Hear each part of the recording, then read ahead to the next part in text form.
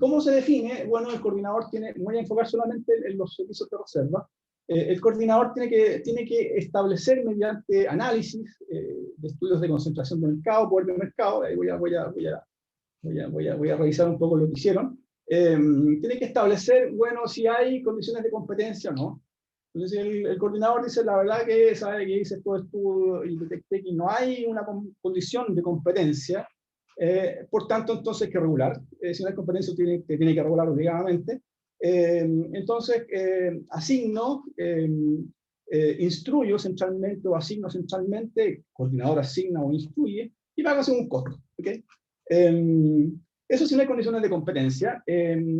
Y si el coordinador dice, sí, no, la verdad que hice todo estudio y detecté que hay condiciones de competencia, entonces me voy por el lado del camino de la subasta. ¿Okay? Y acá es donde nosotros nos vamos a enfocar, en el camino de la subasta. Entonces, se definen subastas y el coordinador en enero y septiembre del año pasado definió subastas para el control de secundario de frecuencia y el control terciario de frecuencia. Es decir, si me voy a la página anterior, control secundario de frecuencia es la que se activa en 5 minutos, y el control terciario es la que tiene 5 minutos para poder activarse. Básicamente, control terciario no siempre, pero requeriría llamar centrales que están dentro del unit commitment, pero no están despachadas. Entonces, están estas subastas, pero hay precauciones. Primero, si pongo precio máximo, el coordinador define precio máximo en función de ciertas corridas eficientes, basadas en costo eficiente. El coordinador me define estos famosos precios máximos. Entonces las subastas las va aceptando o las va asignando en función de que los precios estén por debajo de estos precios máximos definidos, que se supone que van dando cuenta de la eficiencia de un despeje eficiente de las reservas. Y si hay un requerimiento desierto, entonces instruye directamente y sigue el camino de la instrucción directa. Este es el mecanismo implementado a partir de enero del 2020. Entonces, acá es bien relevante el tema de la subasta. Entonces, y acá nos introducimos en el mundo de la cooptimización. Un mundo que combina es un mundo que combina dos submundos. Uno que el submundo de los costos auditados en la energía, al que estamos todos nosotros acostumbrados, y otro que es las subastas.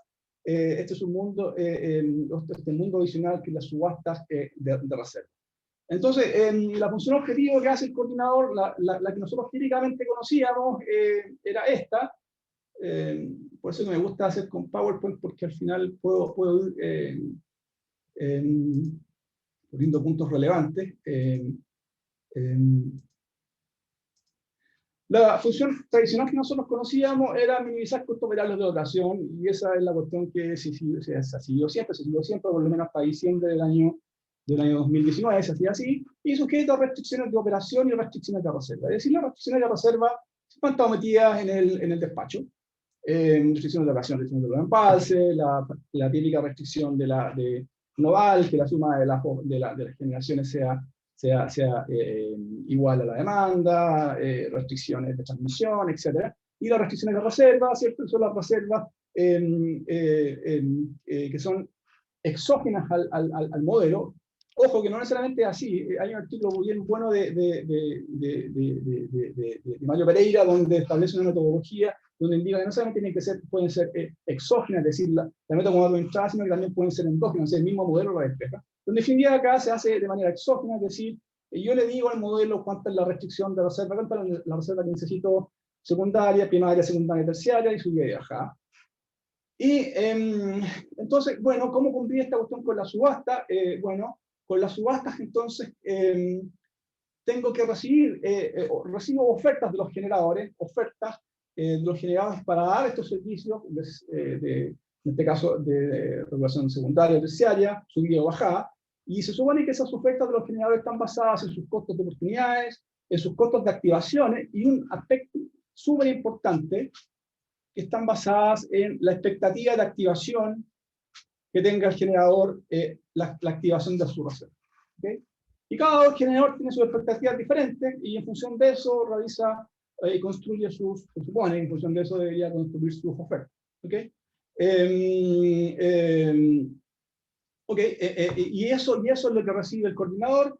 El coordinador entonces recibe estas ofertas y minimiza la función objetivo, introduce estas ofertas. ¿Y cómo lo hace? Y aquí viene el tema famoso de la optimización. Bueno, le digo al modelo que además de minimizar la típica función objetivo, costo variable de operación, tiene que adicionalmente incluir los costos de la reserva, dados por los precios y las cantidades. Se supone que cada uno de los generadores oferta precio y cantidad, ¿cierto?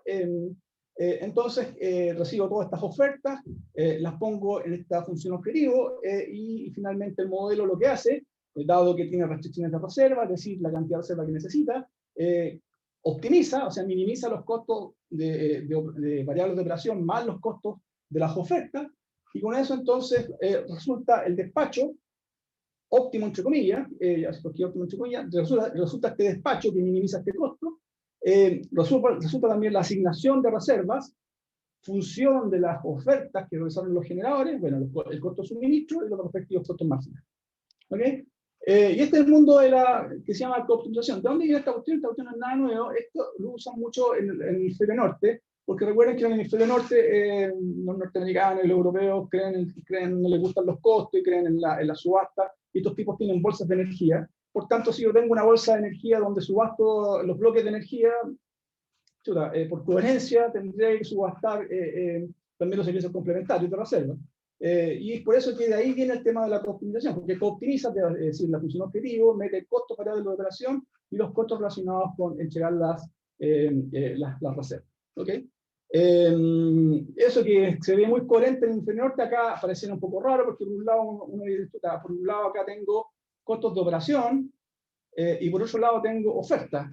Son como mundos diferentes, es como un híbrido, algo que ya me empieza a llamar la atención, pero bueno, este es el esquema de la cooptimización tal como se realizó hasta septiembre del año pasado. Y bueno, y tienen también como dato de entrada los precios máximos por el servicio. Y en función de eso, entonces, se realiza la adjudicación. Entonces, yo les comenté que previamente a irnos a la subasta, el coordinador tiene que hacer un chequeo de condiciones de competitividad. Y este chequeo es muy importante, porque en función de eso, el coordinador va a decidir si se va por el lado de la subasta o se va por el lado de la asignación directa. Y los chequeos hay una cantidad increíble de índices, pero los tradicionales, estos son básicamente los tres índices que ocupó el coordinador. Hay variantes, pero estos son básicamente, no los puedo poner todos, pero son los más importantes. El primero, el HHI, el índice de Hirschman, que es básicamente una suma cuadrática de las participaciones de mercado, o sea, toma las participaciones de mercado en tal servicio, la suma al cuadrado y calculo el índice para cada generador.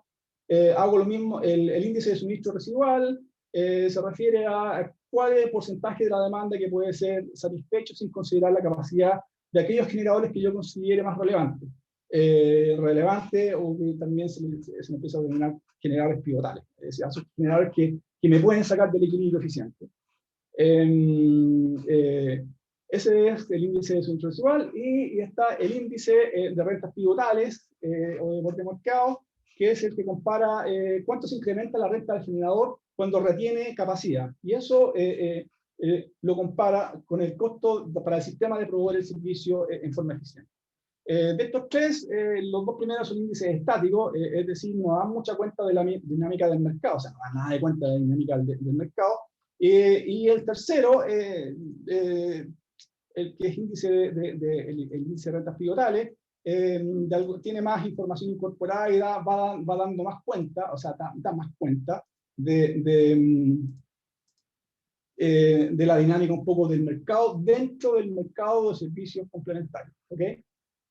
Entonces, ¿qué es lo que hizo el coordinador? Bueno, el coordinador contrató estudios, acá están los estudios correspondientes, y estos estudios principalmente lo que hacen es analizar la condición de competitividad, que básicamente basado en estos esquemas estándares de análisis de competitividad. Y aquí empezamos a ver varios estudios que empezaron en el 2019, después se actualizan, después se vuelven a actualizar. Entonces, en función de los dos primeros estudios, el coordinador, en función de estos que están acá, el coordinador elabora su informe. Estos son los estudios y el coordinador es el que elabora los informes. En función de estos dos primeros estudios, el coordinador determina entonces que no se descartan. Este es un lenguaje bien de abogado, o sea, no descarto, pero con el respeto que me merecen los abogados, pero no descarta, es como bien vago, o sea, es como decir, claro, yo no descarto que de aquí a 20 años caiga un meteorito en el planeta. Yo no descarto que ocurra un terremoto. Claro, no lo descarto, pero lo importante, bueno, es qué tan probable es ese evento. Pero bueno, basado en estos dos estudios, el coordinador decide se va a abrir el lado de la subasta, y de ahí entonces se inaugura la subasta a partir de enero del 2020. Después vienen algunas actualizaciones, y después viene un informe que es el informe de los servicios complementarios, el preliminar, que es de junio del 2020, perdón, y este es el definitivo, que es de septiembre del 2020.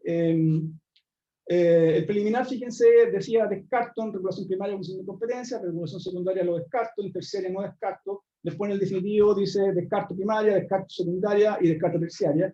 Entonces, bueno, acá primero que llama la atención es que cambia bastante la conclusión del análisis.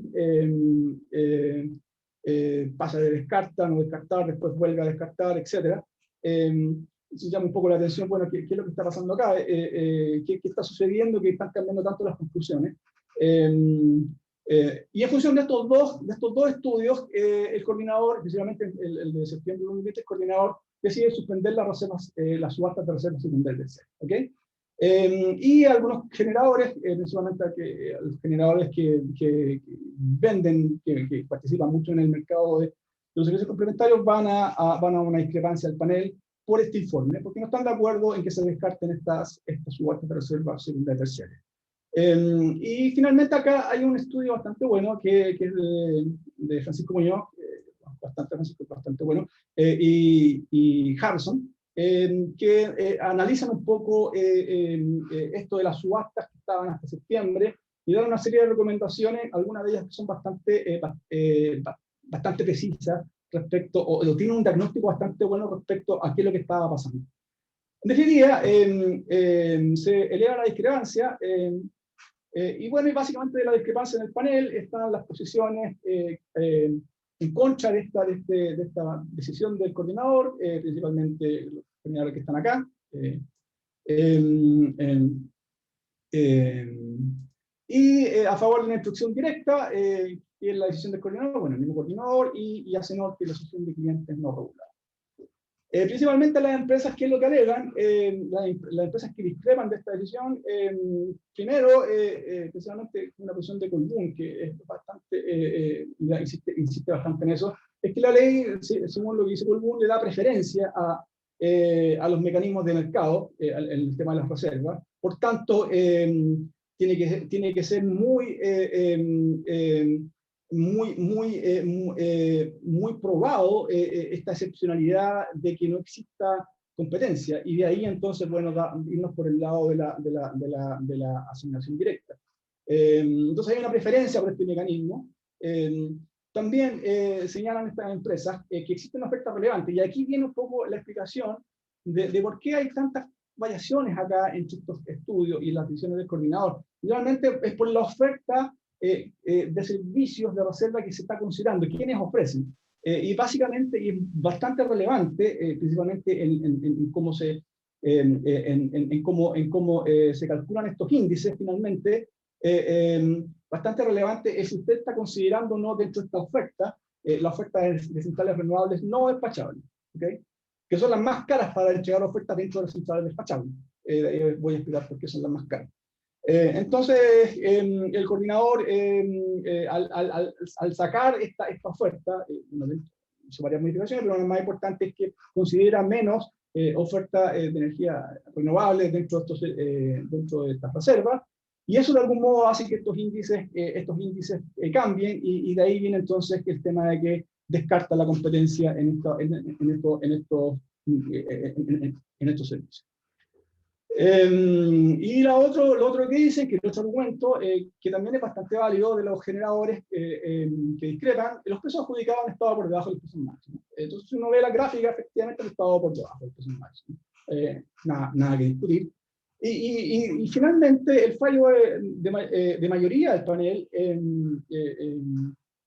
subrayo la mayoría, el fallo un poco sorpresivo, la verdad que me sorprendió el fallo del panel, no lo esperaba, yo esperaba que le diera la razón al coordinador. Me tocó revisar este último informe, estos dos últimos informes, son bastante contundentes respecto a por qué está descartando estas condiciones de competencia.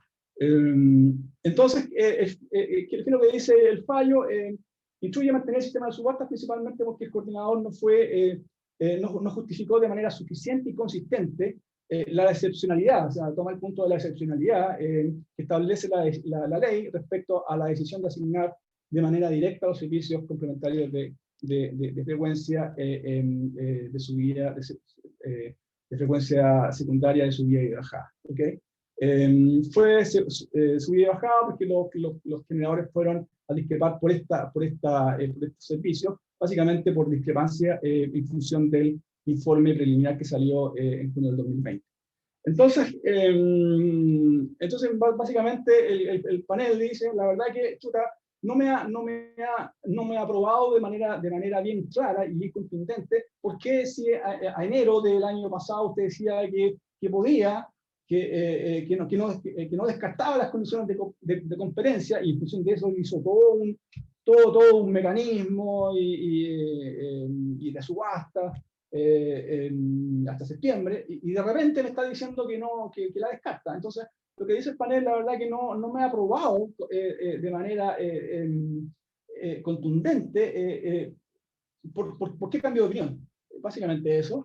Y en consecuencia, entonces, instruye mantener el sistema subasta. Y acá destaco el voto de minoría. Lo destaco porque esto es lo que da origen al estudio que les voy a presentar. Destaco este voto de minoría que a mi entender entendió muy bien el problema. El voto de minoría son un par de párrafos, entendió súper bien el problema. La optimización podría no garantizar el suministro a mínimo costo de energía. ¿Por qué? Porque este señor dice, chuta, aquí no puedo aislar el tema de los servicios de reserva solito y analizarlo solito y analizar todos los índices de competencia que usted me meta, porque como estos servicios son dados principalmente por centrales que están despachadas, chuta, esta cuestión me altera el despacho eficiente de la energía, la central. Entonces, por eso dice que la cooptimización, tal como está pensada acá, tal como se la expliqué, esta cooptimización, que tiene por un lado costos variables, el mismo panelista le llama sistema híbrido, creo que,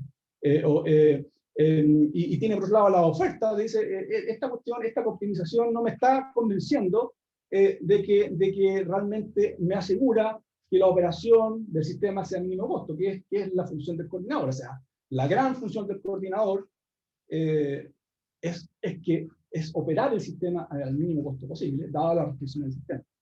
Entonces, el panelista dice sencillamente, la verdad que esta cuestión no me convence, que esta coordinación me asegure eso, y de ahí dice, por tanto, dado que no se ha demostrado que esta optimización me lleva a la eficiencia en la suministro de energía, lo más prudente es suspender la subasta. Y de ahí entonces me tomo de este voto de minoría, y este estudio lo que trata de mostrar es, bueno, efectivamente esta cooptimización me asegura, me garantiza o no me garantiza la eficiencia en el suministro de energía. ¿Cuál es el impacto de esta cooptimización en el mundo de la energía? Ya vemos que el impacto de esta cooptimización en el mundo de la reserva pareciera ser no relevante, porque los mismos generadores me están diciendo que los precios adjudicados están por debajo de los precios máximos. Entonces, si yo analizara por separado esta cuestión, diría, bueno, está bien, me quedo ahí nomás. pero como esto tiene un impacto relevante, o no relevante, que es lo que hay que ver, que es lo que dice el voto de minería que hay que analizar para definirse sobre este tema, entonces necesito meterme en este problema principal.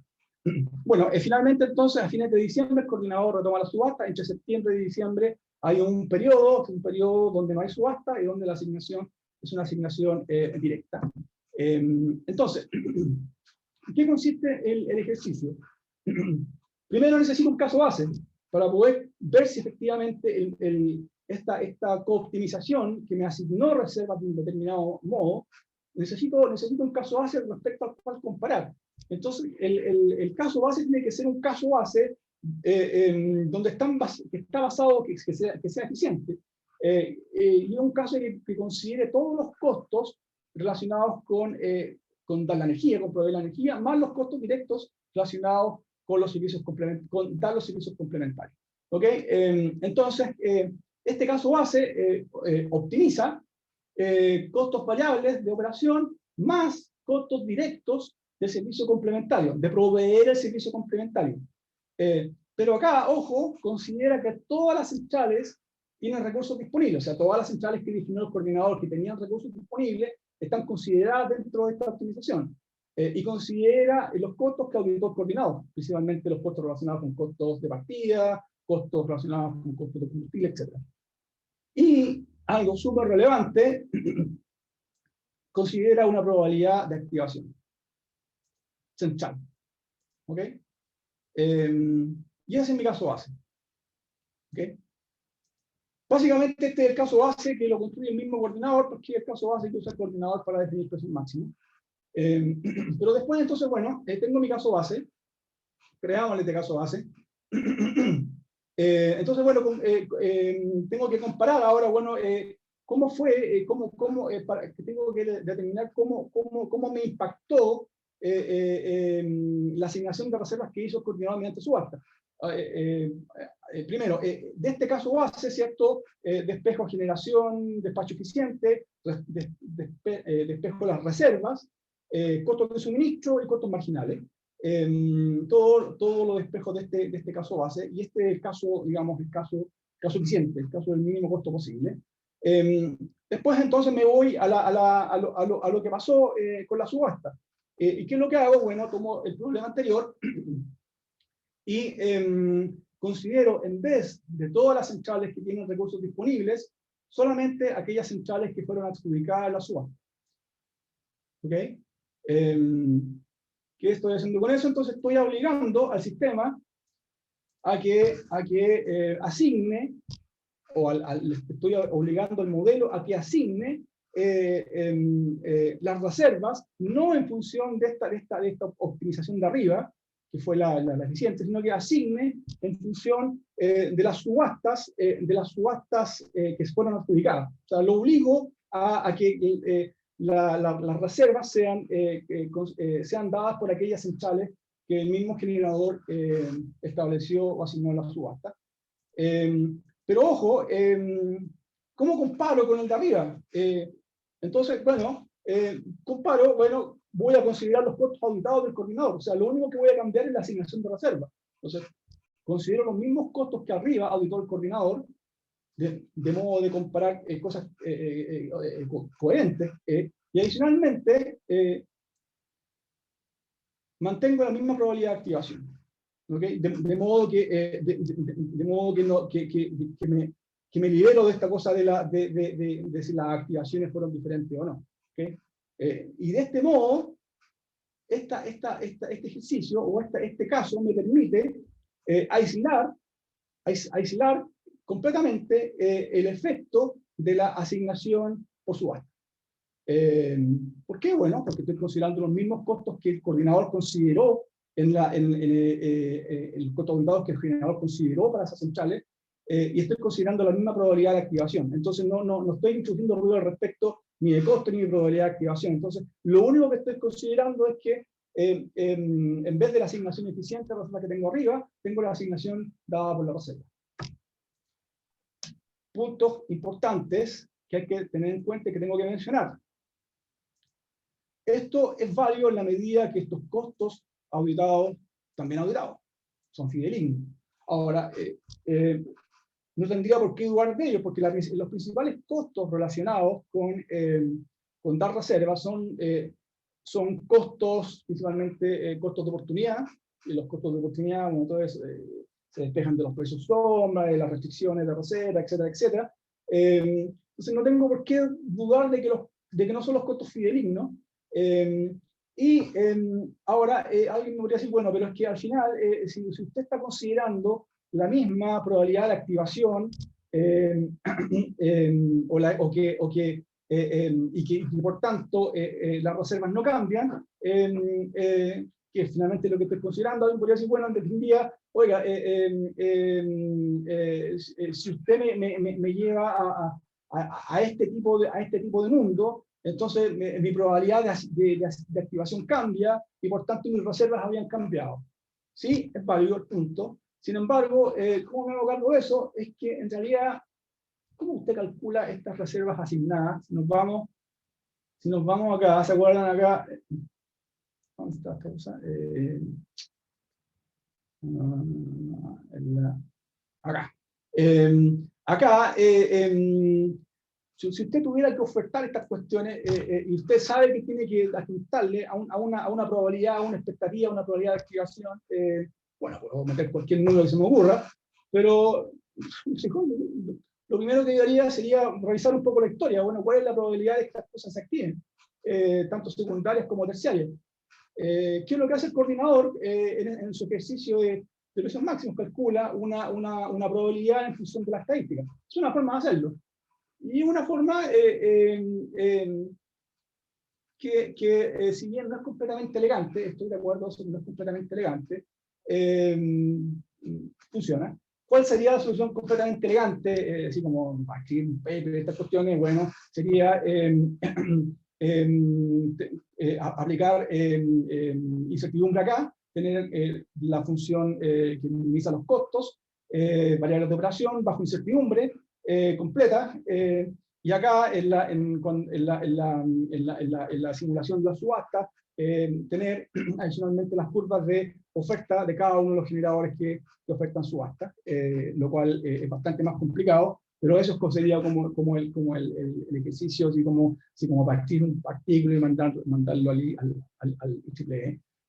Sin embargo, no estamos en la IEEE y me parece que la aproximación que estamos tomando acá es bastante adecuada y llega a conclusiones bastante similares a las mismas que las ponen las mismas que a las que llegó el coordinador, parecía a las que llegó el coordinador en su informe de septiembre del 2020. Entonces, tengo los dos casos, este caso base y este caso con reservas asignadas, donde lo único que hice fue tomar el caso base y cambié las reservas asignadas, o llegué de algún modo a que el modelo mantuviera la asignación por subasta. Y bueno, y estos son los resultados. Entonces me voy primero a los resultados de generación. Entonces, ¿qué pasa en generación? Acá está el mecanismo, el caso central de asignación directa. Acá está el caso de asignación mediante subasta. Estos son gigawatt hora. Estos son gigawatt hora, me falta ponerlo acá. Perdón, terawatt hora. Es un terawatt hora de ambos casos, y acá estoy midiendo las diferencias. Entonces, ¿qué es lo que está pasando acá? Si ustedes ven acá como gran conclusión de esta cuestión, es que baja el carbón, o sea, al poner las subastas, en el caso subastas, me baja el carbón y me sube el GNL. ¿Ok? Entonces, si uno se quedara solamente con eso y viera solamente los costos ambientales, re bien, porque el carbón tiene costos ambientales superiores al GNL, así que hasta el momento no me incomoda. Pero vamos al tema de los costos. Acá están los costos de la operación. Y puedo compararlos porque consideré los mismos costos unitarios de cada una de las centrales, los consideré arriba y abajo. Y consideré la misma probabilidad de activación. Eso me permite poder comparar un caso con otro. Si no, no habría podido comparar. Entonces, acá están los costos variables, combustible principalmente, los costos de encendido y apagado, y los costos de activación de las reservas, que básicamente el costo relacionado con el combustible de activar esta reserva. Y tengo los dos casos, el central y el caso por subastas. Entonces, lo que veo es que los costos variables aumentaron, y lo cual es más o menos lógico, porque disminuyó carbón, que es más eficiente que GNL, por tanto es lógico que me aumenten los costos variables, y también aumentaron los costos de encendido pagado, y también aumentaron los costos de activación de las reservas. En total, los costos operacionales, en el caso de las subastas, incrementan en un 6% o 57 millones de dólares respecto al caso central. ¿Okay? Ahora, si me voy un poquito más al detalle de esto y abro un poco los números, me doy cuenta que de estos 57 millones, 26 millones de dólares vienen relacionados con mínimos técnicos. Y ojo, mínimos técnicos, de estos mínimos técnicos, los que más incrementaron sus mínimos técnicos fueron las centrales a GNL, 15 millones de dólares. Entonces, lo que al comienzo me parecía más o menos razonable, porque disminuía carbón y en la etapa de descarbonización más entendida, que es sacar centrales a carbón. Descarbonización significa reducir emisiones independientes de la tecnología. Es una buena noticia, sin embargo, esta cuestión me costó dinero. ¿Por qué? Porque incrementó el costo de la operación y se incrementaron los mínimos técnicos, principalmente 26 millones. De estos 57 millones, 26 millones, poco menos de la mitad corresponden a mínimos técnicos, de los cuales 15 millones corresponden a mínimos técnicos adicionales por operaciones de GNL. ¿Qué pasa ahora entonces con la asignación de las reservas? Entonces, acá están las reservas de subida, que están acá arriba. Están las reservas de subida, y abajo están las reservas de bajada. Ojo, acá, para no estar mostrando reservas de subida secundaria y terciaria, y mostrar una serie de gráficos que al final terminan más confundiendo que explicando el tema, agregué reservas de subidas secundarias y terciarias, básicamente porque lo que quiero ver es la asignación por tecnología, asignación por central, así que me sirve ese número. Entonces, ¿qué es lo que estamos viendo acá? Esta es la asignación en las reservas de subida.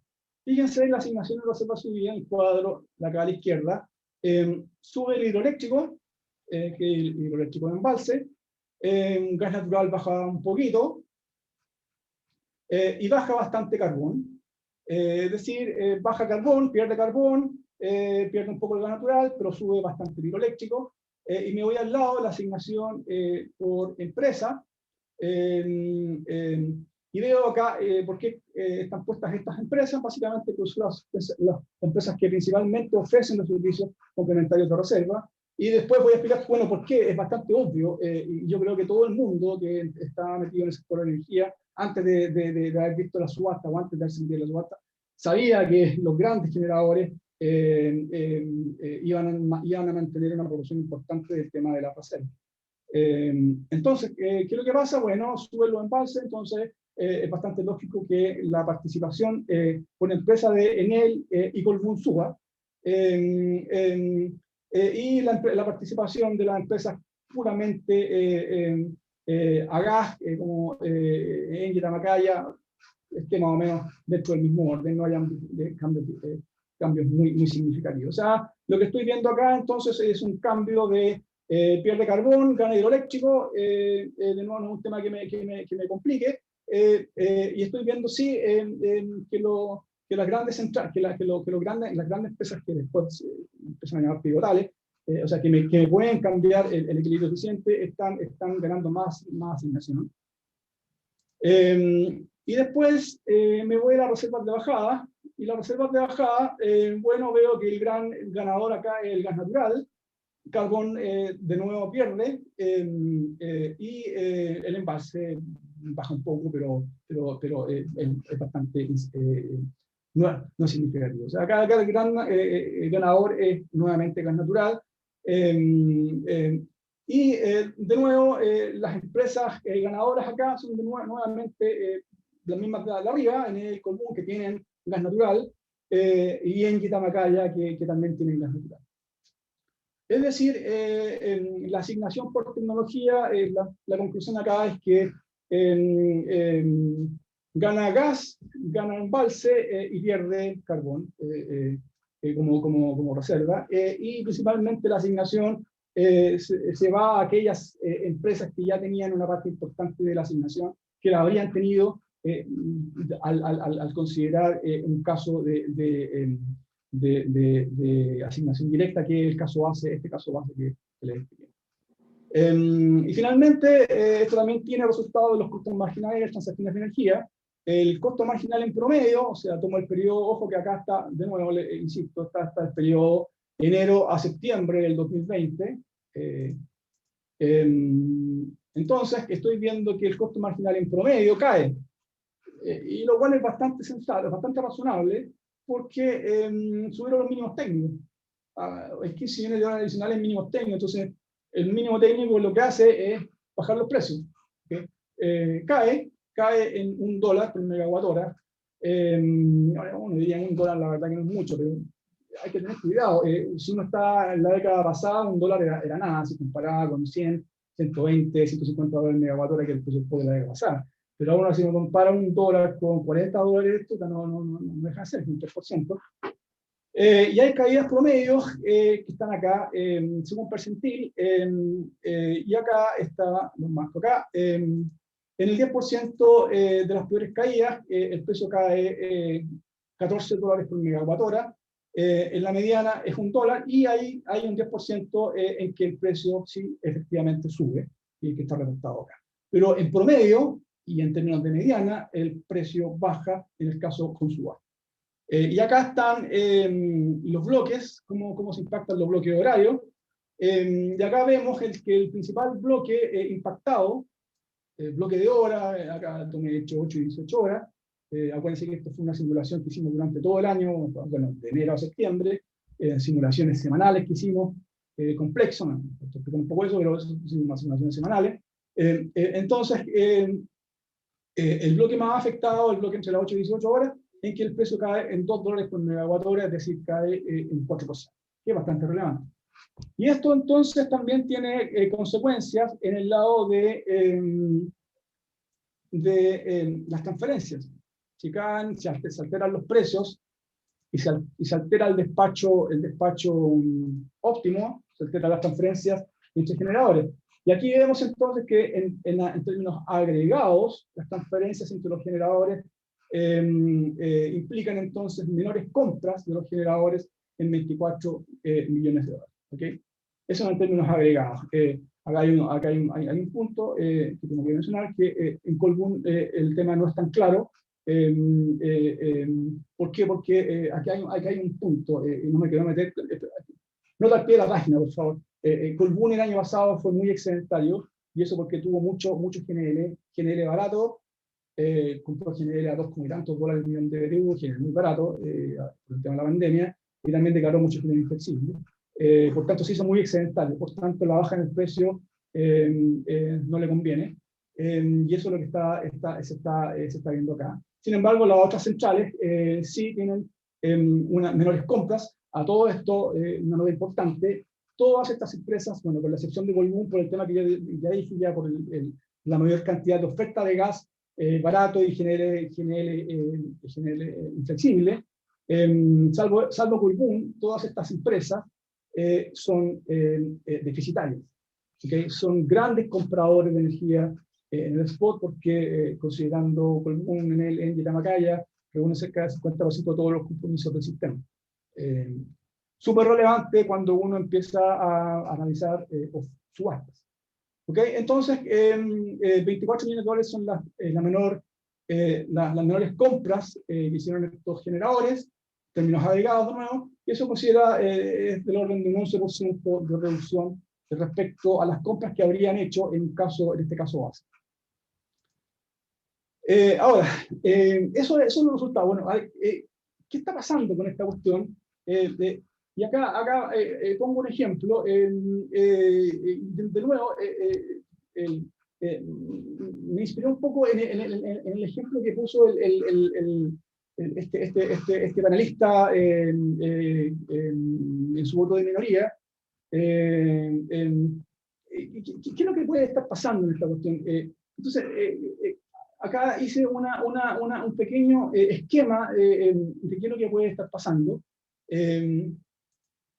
Entonces, fijémonos en la parte izquierda. Supongamos que está una curva de oferta. Acá están los dólares por megawatt hora de corto plazo, esos son los costos variables, y el valor del agua de los embalses. Acá están todos los megawatts.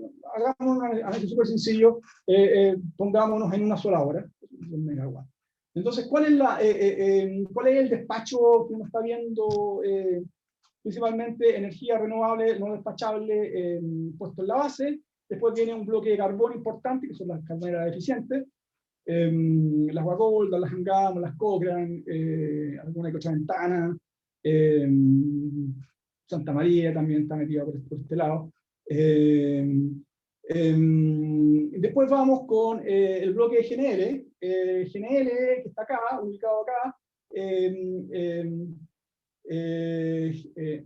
Perdón, me equivoqué, me adelanté, perdón. No, está bien, está bien. Y después tenemos el bloque de los embalses, los embalses, por definición, los embalses con una capacidad de regulación importante, toman peso, ¿cierto? Los embalses toman peso en función del valor presente, del costo futuro de combustible que desplaza. En función de eso les calcula un precio sombra, que es el valor del agua, ¿cierto? Básicamente los embalses toman precio. Las excepciones son embalses muy chiquititos, que están muy expuestos a alta hidrología, baja hidrología, y que están vertiendo o se están secando rápidamente, y estos están metidos más o menos por acá. Pero los embalses importantes, los que cuentan, están más o menos acá arriba.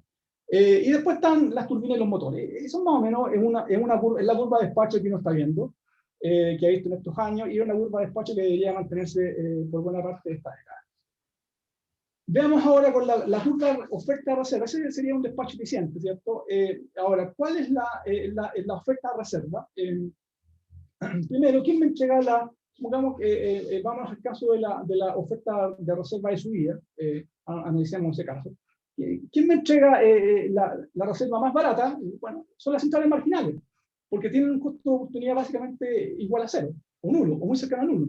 Entonces, el más barato que entrega reserva es el embalse, ¿okay? Pues prácticamente no pierde nada porque está marginal.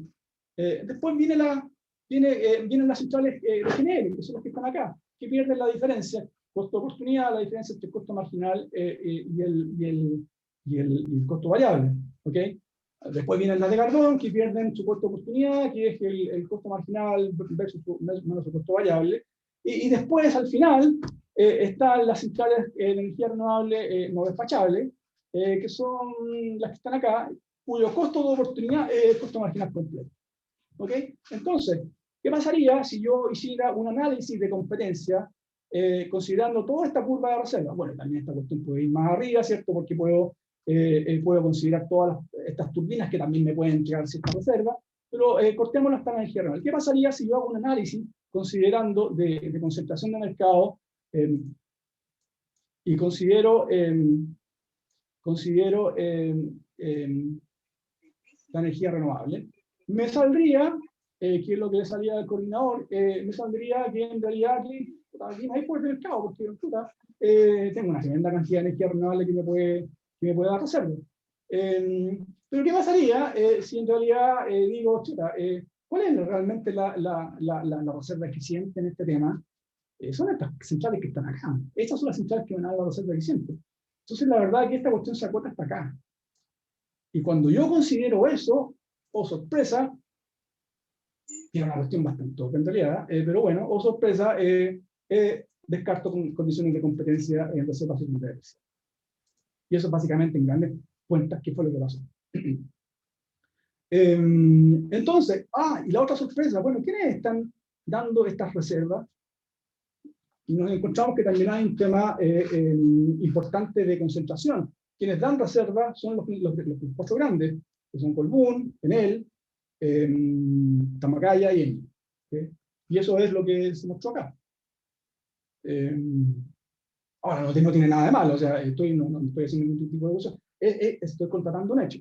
Son los sectores que están acá, son los que dan gran parte de la asignación de reserva.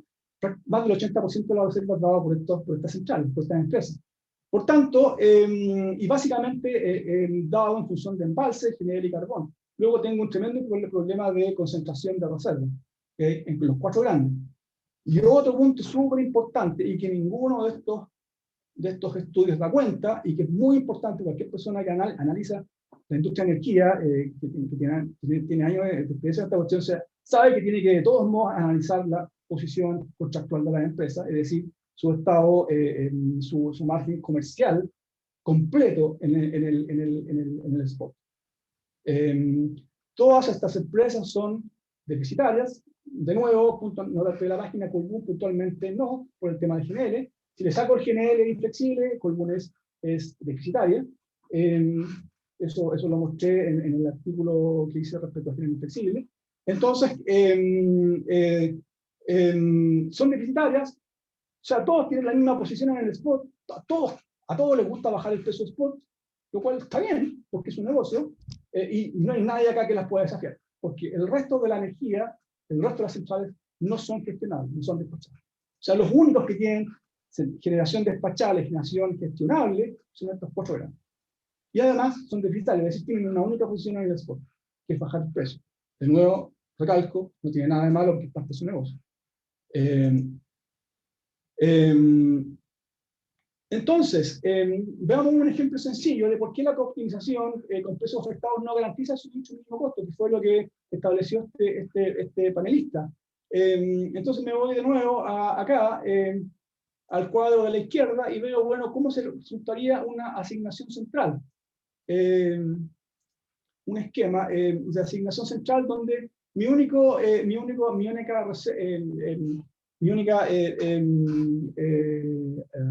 restricción de reserva es una reserva una reserva de subida. ¿Okay? Entonces, veamos, tengo mi despacho, tengo la energía renovable no despachable, tengo una central carbonera, a carbón, tengo otra central que puede ser central a carbón también, o puede ser una central con gas natural, o puede ser una misma central con GNL. Y esta central, supongamos que la demanda corta acá, esta es una curva de oferta, ¿cierto? Esta es la demanda vertical. De modo entonces que si tengo esta restricción de dar una reserva de subida, mi despacho se realizaría con estas 3 centrales y la reserva óptima estaría dado por la central CP2 y el costo marginal sería este que está acá, alfa CP2. ¿Qué pasa ahora? Si asigno estas subastas, asigno reservas por subastas. Entonces lo que puede suceder, estoy diciendo que es real, pero puede suceder, y me explica en cierto modo un poco el tema de por qué genera bastante presencia. Tengo de nuevo la demanda vertical, tengo mi curva de oferta, pero puede suceder que este GNL haya ganado esta central que no estaba despachada, haya ofertado muy bajo por dar la reserva. Sin embargo, estas centrales termoeléctricas tienen que tener un mínimo técnico. Entonces, esta central que no estaba despachada, ahora aparece acá abajito. Empiezo a llenar entonces el orden de prioridades, la curva de carga, viene la energía renovable no despachable, y después viene la central a carbón, y la central CP2 se queda afuera. Resultado entonces, tengo la central de GNL dando reserva a mínimo técnico, y tengo que el precio baja de alfa CP2 a alfa CP1. Y eso me explica un poco el tema de por qué los precios bajan, porque hay mayores mínimos técnicos. Y acá hay un punto súper relevante que hay que tener en cuenta cuando se analizan estas cuestiones. No basta con analizar de manera separada el mercado de los servicios complementarios y analizar los índices de concentración solamente de ese mercado. Hay que analizar de manera conjunta ambos mercados. ¿Por qué? Porque un generador, están metidos en el tema de los generadores, no maximizan solamente sus ventas de servicios complementarios, ustedes maximizan todo su margen comercial que incluye transacciones de energía, más transacciones de servicios complementarios, bueno, y los costos correspondientes a ambas transacciones. Esa es la función de optimización relevante. Y esa es la que de algún modo tengo que tratar de determinar cómo se me va a mover o cómo me va a impactar el suministro eficiente. Entonces, la consecuencia de esto es que me bajan los precios y el costo del suministro aumenta, que coincide con lo que reportó el estado del estudio. Y ahora me hago cargo del tema de optimización bajo el nuevo esquema, que empieza en diciembre del 2020, ¿qué es lo que hace? Y acá cito el estudio de Francisco, un estudio, la verdad que me gustó harto el estudio de Francisco, donde dice directamente que acá hay un problema estructural en el tema de las asignaciones, por subasta, él habla mucho del esquema híbrido, me gustó también esa palabra. Hay un tema estructural, y también dice, ¿qué tienen que ver la subasta que se estén subastando los costos de oportunidad? Si los costos de oportunidad salen directamente de resolver este problema. Entonces, ¿por qué estoy metiendo costos de oportunidad acá arriba? Bueno, ¿y qué es lo que pasa entonces? El nuevo esquema de subastas minimiza, tiene una cooptimización, pero solamente se subastan esto de acá, las ofertas por costos de desgaste. ¿Okay? Es decir, los costos de oportunidad desaparecen de esta cuestión. ¿Por qué? Porque son internos al problema, lo que era súper evidente. Los costos de activación también están metidos acá. Los costos de activación los puedo calcular fácilmente con el tema de los precios de combustible, me doy una probabilidad de si puedo hacerlo por este camino o puedo hacerlo por otro camino, un camino de... de modo entonces que toda la subasta que antes consideraba costos de oportunidad más costos de activación, se reduce solamente a afectar costos por desgaste. Y se introducen precios máximos. También se hace un análisis de firmas pivotales en función del índice residual de suministro, ¿cierto? Que trata de identificar un poco las firmas pivotales, y en función de eso determina un poco la dinámica de estos precios máximos. Y transitoriamente se supone que los precios máximos van a obedecer a un estudio de costos. Transitoriamente se establece que estos costos, dependiendo del tipo de unidad, van a estar entre 2 y 10 dólares el megawatt hora. Entonces, los generadores ofertan estas cuestiones, la meto acá y optimizo y saco el resultado. Primer punto importante, si no se ofertan costos de oportunidad, es un punto bastante relevante que fue sacado esta cuestión, que no tenía nada que ver en la subasta, ¿no? ¿Por qué está se subastando? Cosa que identifica súper bien Francisco. Hay un análisis de concentración, sí, débil, porque son firmas, análisis de concentración en función de los índices residual, primero que un índice estático, si no da cuenta de la dinámica del mercado,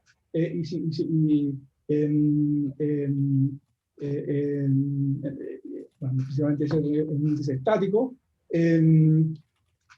y adicionalmente solamente se refiere a servicios de... nuevamente se focaliza solamente en su consideración en los servicios de reserva. O sea, de nuevo nos olvidamos del mundo de la energía. Se reduce el riesgo de estimar la diferencia entre el costo marginal y el costo variable. Sí, efectivamente. ¿Por qué? Porque acá ya los generadores no tienen que estimar esta probabilidad de activación, que era relevante para el efecto de los costos directos, de los costos de oportunidad. Por tanto, uno debería esperar que a menor riesgo deberían haber más participantes. Y claro, uno diría, bueno, como ya no estoy optimizando, ya no estoy subastando todo el costo de oportunidad, más costo de activación, y solamente estoy subastando esta cuestión que está acá, efectivamente ya el margen de poder de mercado que podrían tener las placas flotales se reduce. ¿Cuánto se reduce? No lo sé.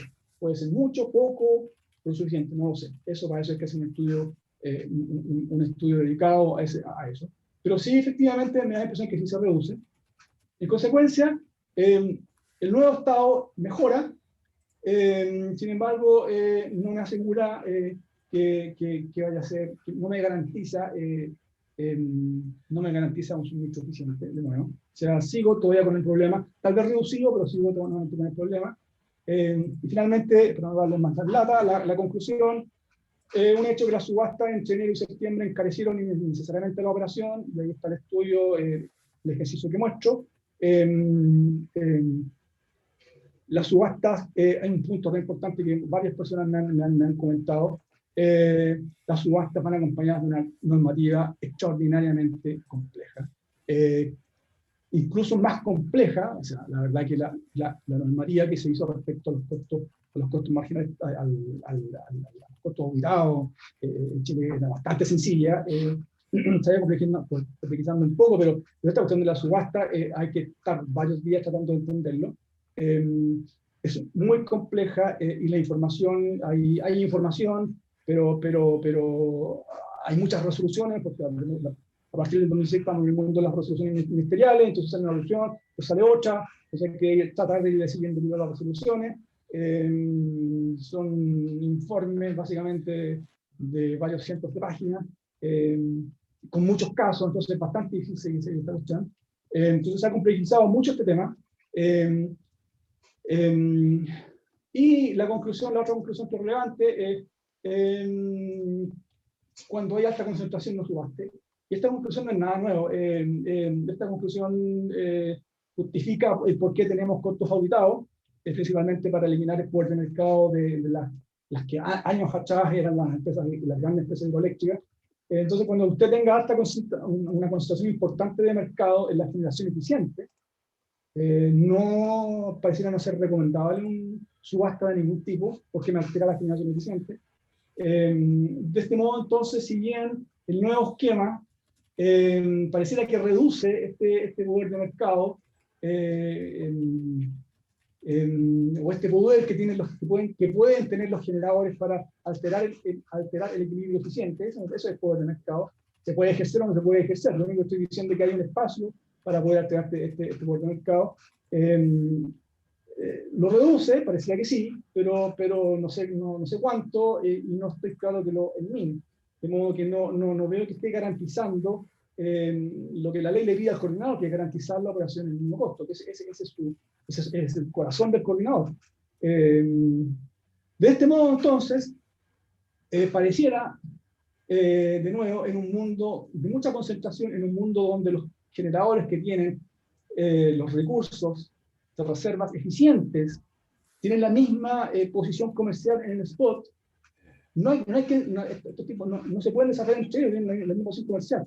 Entonces, bajo ese mundo, bajo esas condiciones, pareciera que lo prudente es regular por costos. No es tan difícil, porque gran parte de los costos relacionados con regular frecuencia, que son los costos de oportunidad y los costos directos de activación, ya están recogidos en los modelos actuales. Se pueden incorporar incluso costos adicionales, como los costos de desgaste, que son los costos que se subastan. Y eso es. Muchas gracias. Danilo. Gracias. Sí, Cristian, aquí estamos. Gracias por la completísima presentación. Es un tema muy interesante. Aparte que ahí con Jorge hemos estado viendo que la audiencia no ha bajado, así que hemos tenido un público presente y expectante durante todo el proceso de la presentación, así que agradecemos también que se hayan mantenido atentos a la explicación y al detalle del estudio. Yo voy a partir con una pregunta, mientras tanto ustedes pueden generar las propias y enviárselas a Jorge para que podamos hacerlas. En función a las conclusiones que tú acabas de dar, Cristian, ¿cómo los podríamos dividir en quizás algunas de corto plazo? Que podría ser, voy a tratar de extenderme en tus palabras, replantear esto y volver a estudiar la consideración de las subastas mientras no haya claridad del impacto que estas puedan tener en la determinación de los costos marginales. Pero un poco más adelante, ¿cuál debería ser en el mediano o largo plazo las modificaciones o las líneas que debería seguir el sistema, de acuerdo a tu experiencia y tu recomendación, para poder afrontar este problema? Bueno, esta es una discusión que tuve con un amigo que me decía que somos bien amigos, así que podemos discutir, y no, yo no me enojo si me critican, y él tampoco se enoja. Me dijo, pero Cristian, estás diciendo entonces que prefieres regular por costos y tú que te gustaba tanto el tema de la competencia, te vas por el lado de la regulación por costo y ¿por qué no nos seguimos por el lado de las subastas, pero tratamos de elaborar un esquema mejor, de modo de detectar concentraciones de mercado? Sí, yo creo que es un camino que se puede hacer. De hecho, eso es lo que trató de hacer el coordinador, que a mi juicio esto lo hizo bien. O sea, la verdad que yo soy bastante crítico del coordinador. Todo lo que hizo en enero de septiembre, la verdad que no me importa mucho sentido. Sin embargo, esto me parece correcto, porque saca los costos de oportunidad acá, los saca porque efectivamente están metidos acá. Entonces, claro, sí, puedo hacer análisis de concentración de mercado, pero al final, la conclusión, si hago un buen análisis de mercado, de concentración de mercado, mi conclusión debería ser la reserva eficiente está principalmente concentrada. Ahora, si está concentrada acá, la reserva eficiente son las centrales que están despachadas, que están básicamente peleando el costo marginal, que son embalse, genérica, carbón, esa es la reserva eficiente. Que está hablando de energías renovables, que una central solar, bueno, no sé, puede existir alguien que lo haga, pero dudo que quiera meterse en el tema de la reserva si el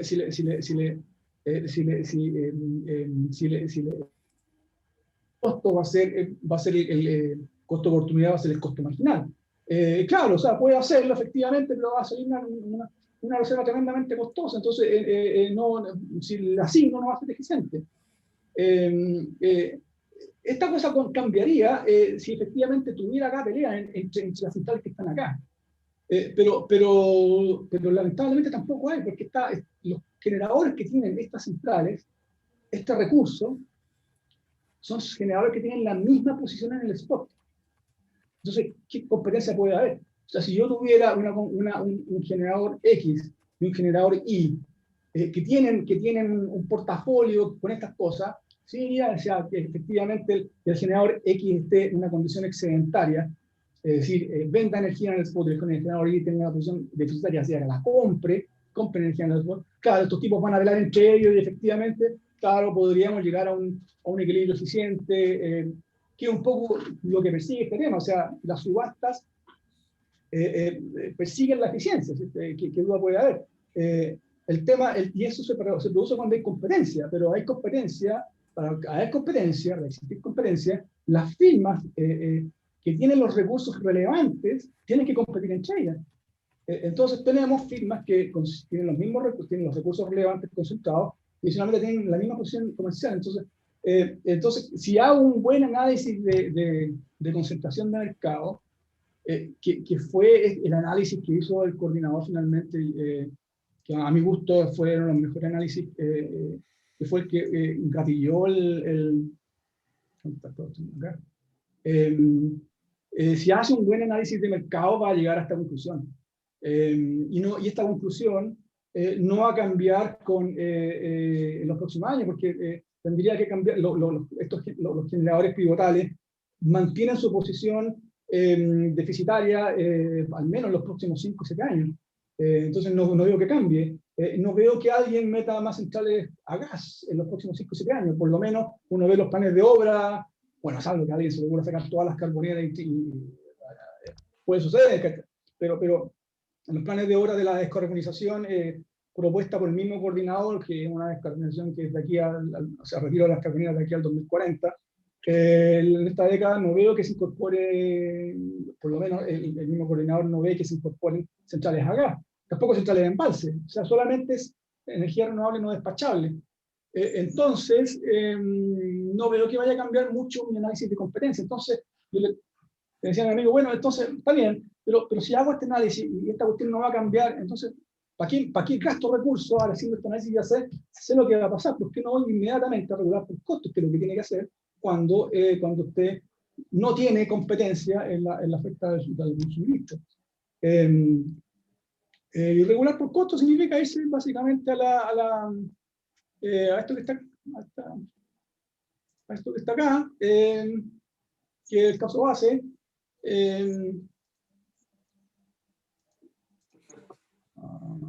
Por eso me gusta exhibir un PowerPoint, porque puedo ir jugando con los colores y estar regular por costos significa irse a esto. Todos los costos están auditados, los más importantes están metidos acá ya.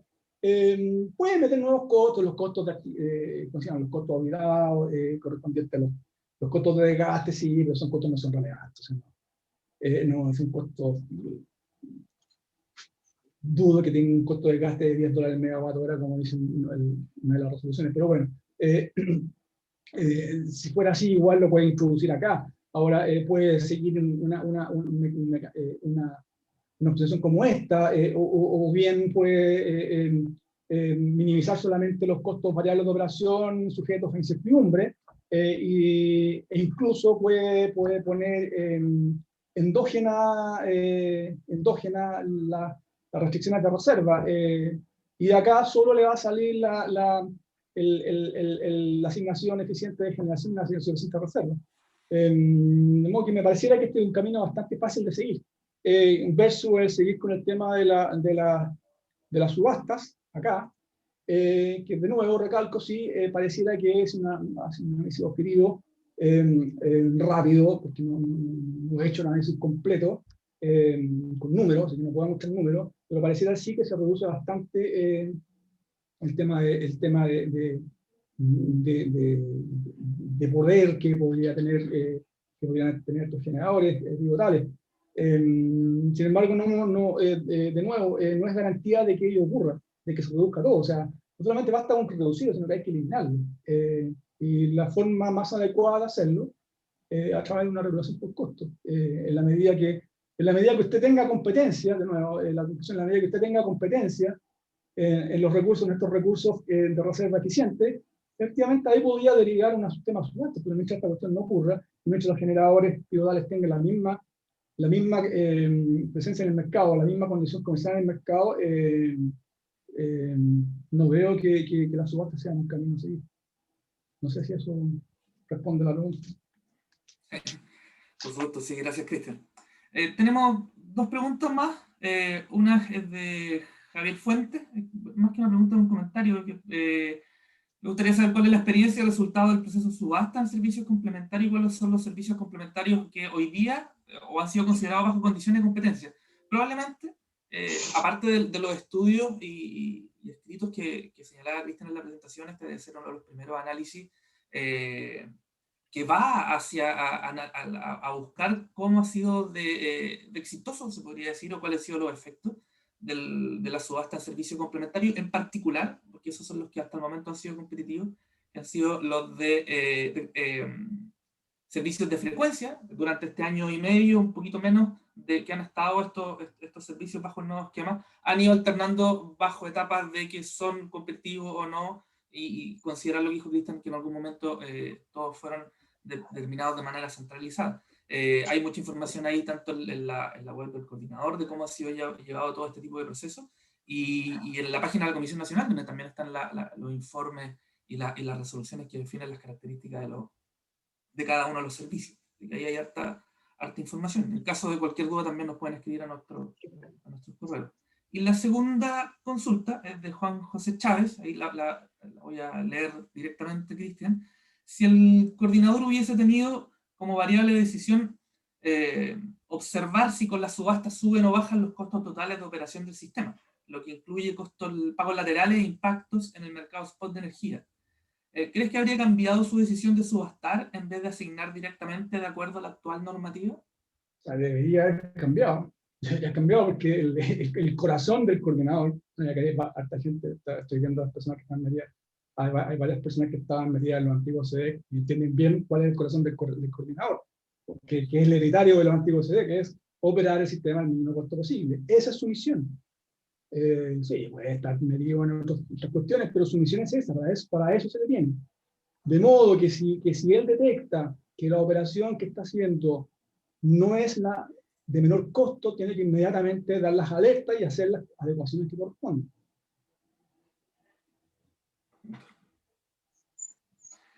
Y una tercera pregunta, la última, considerando la hora, dice Alejandro González, en el caso central, se establece que todas las centrales con recursos disponibles tienen la opción de prestar servicios complementarios.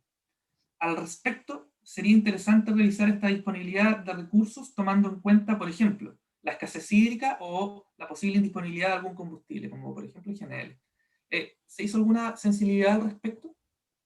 No, pero súper buena pregunta a eso. La verdad que me voy a... viene un tema que estuve pensando harto y conversé con varias personas. Cuando vi acá en la función objetivo, bueno, pues primero, antes que nada, no hay sensibilidad respecto a eso, pero es válida la pregunta. Cuando vi en la función de objetivo, vi costos de activación, chuta, me llamó la atención, porque nunca había visto costos de activación en esta cuestión. Incluso conversé con varias personas, pues, amigos que han hecho estudios afuera, y la gente le dije, no, si la gente está considerando costos de activación, a mí lo que dije, no puede ser, porque en las subastas, propiamente tal, lo que se consideran son el costo, el costo de oportunidad, que son las subastas que hay en Colombia y las subastas que también están metidas en Perú. Perú tiene el mismo problema de Chile todo esto, pero ahí Perú puede tener una dinámica diferente. Entonces, la verdad que a mí me llamó la atención y por las personas que conversé también les llamó la atención. Sin embargo, dije, no, es que lo que pasa es que tiene cierto sentido, porque aquí me están metiendo, están tratando de dar cuenta del costo de que estas cosas se activen. Porque si no lo incorporo, entonces, aunque sea en valor esperado, si no lo incorporo, puede ser que esté privilegiando generación o reservas de centrales que tienen bajos costos de oportunidad, pero que al activarse son muy caras. Entonces me costó darle una vuelta a esta cuestión, pero tiene sentido. Es una solución, de nuevo, aquí uno puede tener soluciones de las más elegantes a soluciones que funcionen. No es la más elegante. Yo había hecho otra cosa, que un poco lo que yo decía, que habría minimizado costos y habría metido todo el incertidumbre posible, de modo que no necesito valor esperado de activación, nada, porque tengo toda la incertidumbre, y de modo que entonces cuando optimice, me sale la reserva correspondiente en valor esperado y que considera costo de oportunidad y costo de activación. Me da la impresión que ese podría ser un camino. Pero este es un camino que funciona, creo que tiene sentido, funciona, y por eso lo ocupé. Por eso lo ocupé. Ahora sí, efectivamente, uno puede hacer las sensibilidades que uno quiera, o sea, uno puede reducir la disponibilidad que estaba puesta acá. El gamma es un gamma que da cuenta de las activaciones históricas. Es un poco arbitrario, sí, estoy de acuerdo, nada que decir.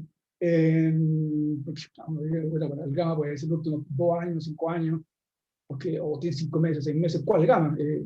No sé.